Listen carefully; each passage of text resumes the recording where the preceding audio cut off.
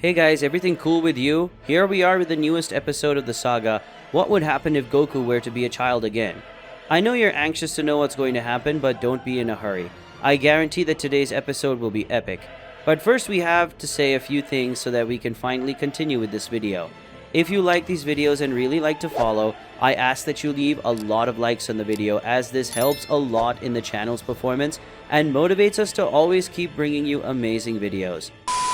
In the temple room, all warriors fought and trained incessantly to be able to overcome Frieza's generals and also help Goku to recover his original size. Somewhere in Universe 7. On Frieza's ship, he gathered all his generals in the room for a meeting. Everyone was sitting at the round table waiting for what Frieza would say. Frieza spoke. "Ha ha ha, my soldiers, I call this meeting for one simple reason. I found one of the Dragon Balls because I have a new goal. After I used the Dragon Balls to make Goku the size of a child, so he lost his original power, I want to gather the Dragon Balls for a new goal. And I want you to do a search. Actually, just one of you. You're pretty strong, so I'm going to send just one of you to Earth, in search of the first sphere," Frieza said, making all the generals surprised by his speech. Frieza carefully observed all the generals and chose the most agile one. Frieza spoke. "Because you are very agile, you will be perfect for the job.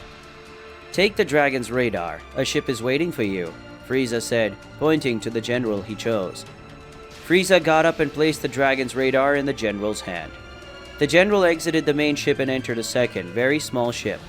There was a space for the general to position the dragon's radar. He entered, opened the back of the main ship, turned on the ship, and went to Earth. The ship where the general was very fast. He entered the atmosphere, and in a matter of minutes the ship began to catch fire, which was a normal reaction to entering the atmosphere since the ship he was using was not Frieza's main ship. At that same moment, Piccolo was training alone in a nearby area and ended up noticing the arrival of the ship to the planet. He felt that the arrival of the ship would be a problem. Piccolo felt the key of Frieza's general who was piloting the ship and deduced that he could take care of that threat by himself. This was a great opportunity to witness the current result of his training.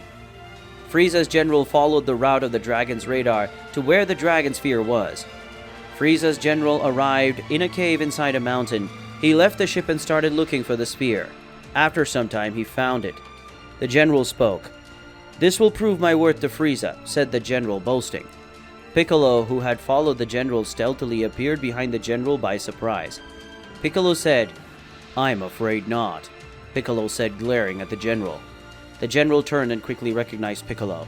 The general said, "You are one of Son Goku's allies, aren't you?" said the general, giving a proud laugh. The general said, "Today is certainly my lucky day. I'm going to take a Dragon Ball to Frieza, but I'm still going to get rid of one of his enemies," said the general, giving an evil smile. Piccolo then quickly approached and tried to punch his opponent in the face. The general dodged without difficulty. Piccolo was surprised, but soon after he went for a sequence of punches. The general dodged all of them, except the last one that hit him square in the chest, making the general fly towards the cave wall, managing to make a cloud of dust cover him. The region of the impact site. When the dust settled, the general had already left, and before Piccolo realized it, his opponent was already behind him. The general gave a powerful kick to Piccolo, who defended himself with his arms. At this point, Piccolo had already realized that his opponent was agile. The general said, "So you've noticed, haven't you?" said the general, staring at Piccolo. The general said, "My agility is really amazing, don't you think? Frieza realized that I was agile, that's why he chose me for this mission. He can recognize a skilled warrior, unlike you, who got into a fight that was bigger than you can handle," said the general, revealing his enormous pride to Piccolo. Piccolo said, "So you think you're all that? I'll show you true agility," Piccolo said, looking at the general and giving a sideways smile. Piccolo thought, "I was holding back until now. He's agile, but using only a small part of the power I acquired with these trainings, I'll be able to overcome him without difficulties." Piccolo thought, going to reveal the results of his rigorous training. Piccolo concentrated and then began to shout to raise his power. A strong wind began to circulate around Piccolo. The general observed that with an expression of fear, astonishment, because at the time Piccolo's appearance had changed, as well as his size and his skin color, which was now orange. Frieza's general didn't know anything that was Piccolo's newest transformation. The general thought, "How is this possible? That's not the same ki as the man I was fighting just now, thought the perplexed general and afraid of what Piccolo had managed to do. Piccolo quickly advanced, appearing behind the general and giving him an elbow, which caused the general to be pushed back. Soon after, Piccolo gave a sequence of blows to the general. The general thought, how did he fall so fast all of a sudden? Thought the general, completely bewildered by Piccolo's blows. The general tried to land a kick on Piccolo's head, but it was useless. Piccolo dodged the kick and continued with his sequence of attacks, ending with a kick that launched the general out of the cave. When the combat continued, the general realized that his whole time he was underestimating Piccolo and that he would have to start taking the fight more seriously. The general also realized that he would raise his power to face his opponent, who was extremely strong. The general advanced towards Piccolo, as well as Piccolo himself also advanced toward the general.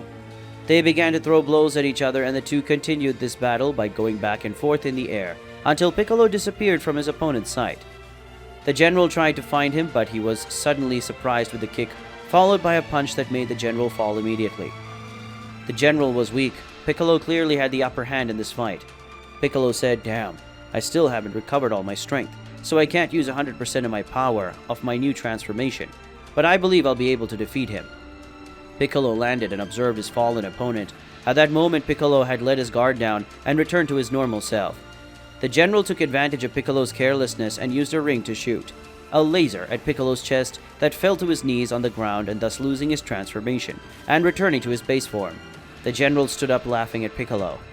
The general said, "You fought so well. To be defeated in such a dirty way, it's a shame that I can't tell Frieza about it. It would be shameful to say that I had to use means like that to defeat a worm like you," said the general, making fun of Piccolo's situation. The general entered his ship and returned to Frieza's base, where he handed over the Dragon Ball, ending his mission. With Frieza in a location within the universe, Frieza spoke. "Well done, General. It's good to know that I have such efficient subordinates," Frieza said, staring and congratulating his general. Meanwhile on Earth, Gohan went after Piccolo, as he was worried about his sudden disappearance. Gohan sensed Piccolo's ki in the distance, so Gohan ran as fast as he could. After all, he felt that Piccolo's fighting power was decreasing uncontrollably.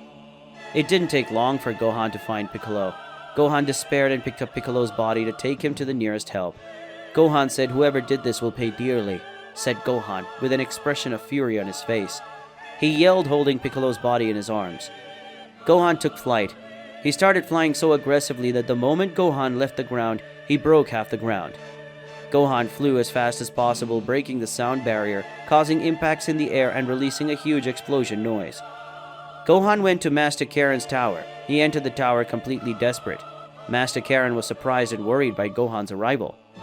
Gohan gently placed Piccolo's body on the ground and went to the place where the seeds of the gods were. Gohan said, "Sorry, Master Karen, but this is urgent," said Gohan, messing everything up in search of the seeds of the gods.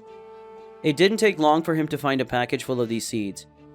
Gohan went to Piccolo's body and took one of the seeds and placed it in the Namekian's mouth. Gohan made Piccolo swallow the seeds right there. Piccolo regained consciousness instantly and began to cough as he got up. Gohan placed his hands on Piccolo's back to support him in case he got sick. Gohan said, "Mr. Piccolo, good," in a melancholy tone. Hey guys, I know it's sad when today's video unfortunately ends, but don't worry because the next episodes are coming, and if you liked it, don't forget to leave your like. It helps us a lot and motivates us to continue with these videos that you like so much. Comment your theories of what might happen in the next episode, and share the video with your friends so you can watch it together. That's it. See you guys.